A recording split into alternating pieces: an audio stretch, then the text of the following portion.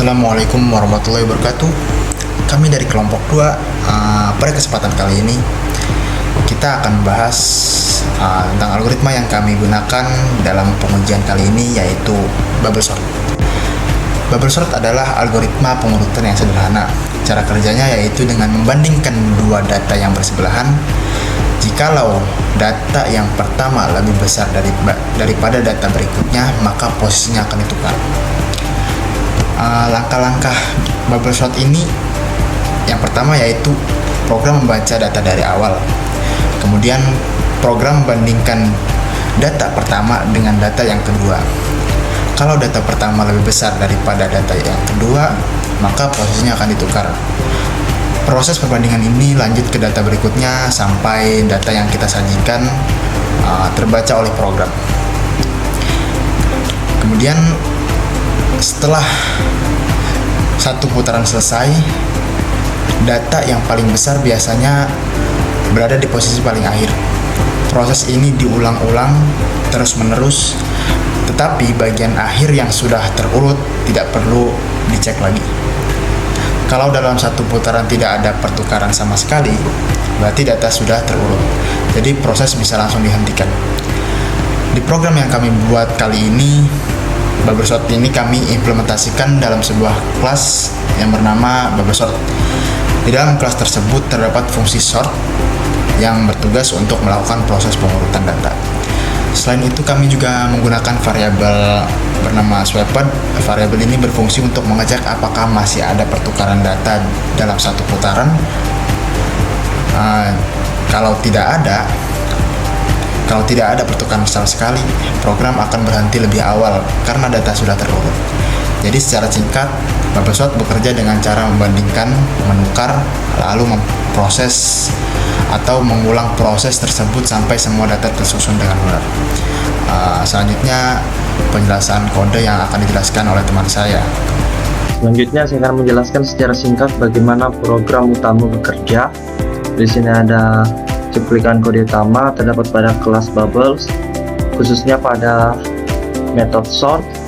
Metode ini bertugas untuk mengurutkan data yang tersimpan di dalam variabel self data. Lalu ada n sama dengan len. Ini maksudnya nilai n ini digunakan untuk mengatur berapa kali proses perulangan dilakukan. Lalu ada perulangan utama for i in range. Perulangan ini berjalan sebanyak n setiap putaran, bertujuan untuk memastikan satu elemen terbesar naik ke posisi akhir. Lalu semakin besar nilai i, semakin sedikit data yang perlu dicek karena bagian akhir sudah terurut. Lalu ada penanda pertukaran, swap sama dengan false. Di awal setiap putaran ini, variabel swap diset ke false, yang berarti diasumsikan berarti belum ada pertukaran. Lalu ada perbandingan elemen for j in range. Loop ini membandingkan elemen yang berdekatan seperti if self sampai sini. Maksudnya ini jika elemen kiri lebih besar dari kanan, maka dilakukan pertukaran. Lalu ada self data sampai swap sama dengan true. Artinya ini apa yang lebih besar akan bergeser ke kanan. Proses ini terus berulang sampai elemen terbesar berada di posisi paling akhir. Lalu ada if not swap (2 break). Maksudnya ini jika dalam satu putaran tidak ada pertukaran sama sekali, swap sama dengan false, maka data yang sudah dalam keadaan terurut, program langsung berhenti tanpa melanjutkan perulangan berikut. Ini membuat algoritma lebih efisien, terutama jika data hampir terurut. Selanjutnya saya akan menjelaskan cara kerja secara keseluruhannya.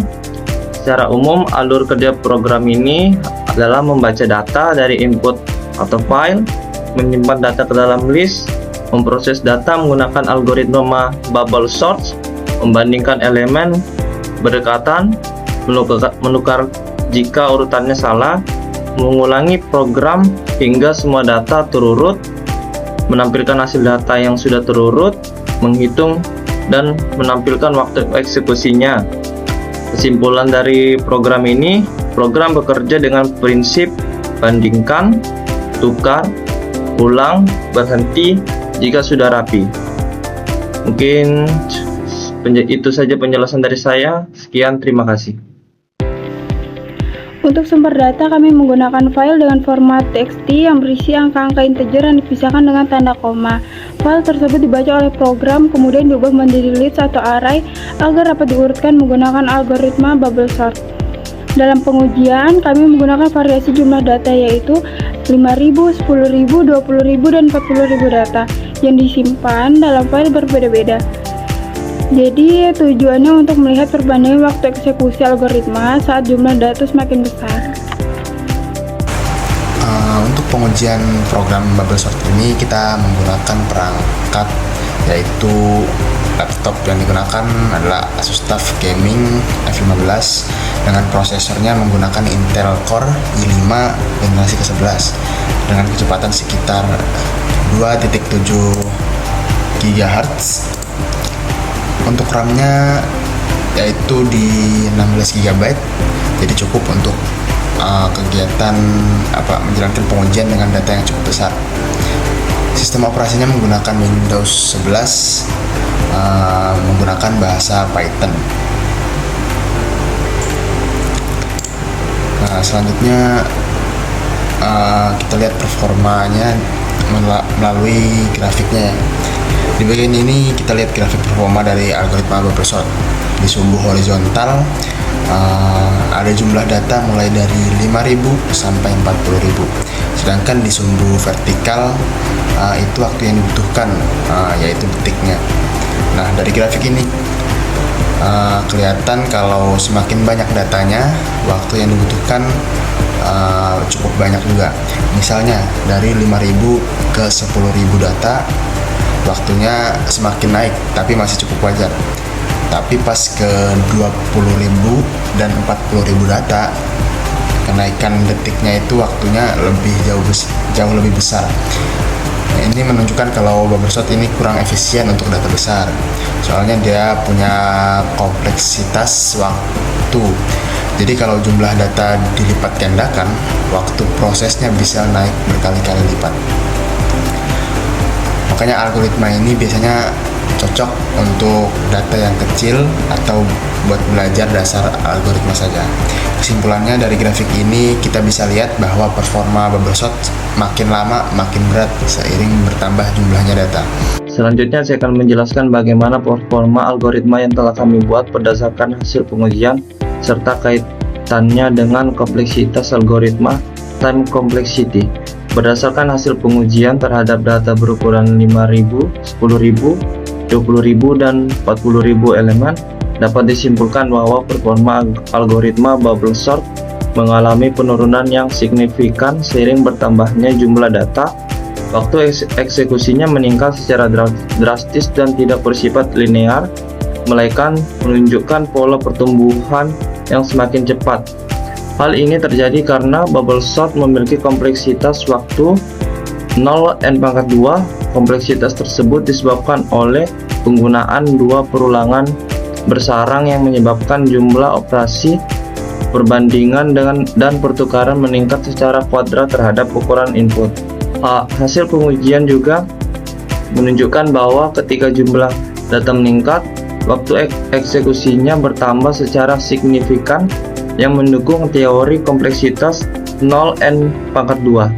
Meskipun terdapat optimasi menggunakan variabel swapped yang dapat menghentikan proses lebih awal pada kondisi tertentu, pengaruhnya tidak signifikan pada data acak sehingga performa tetap mengikuti pola 0n². Dengan demikian, dapat disimpulkan bahwa algoritma bubble sort kurang efisien untuk digunakan pada dataset berukuran besar karena waktu eksekusinya meningkat secara kuadrat terhadap jumlah data, sehingga tidak cocok untuk pemrosesan data dalam skala besar. Mungkin hanya itu yang bisa saya jelaskan. Terima kasih.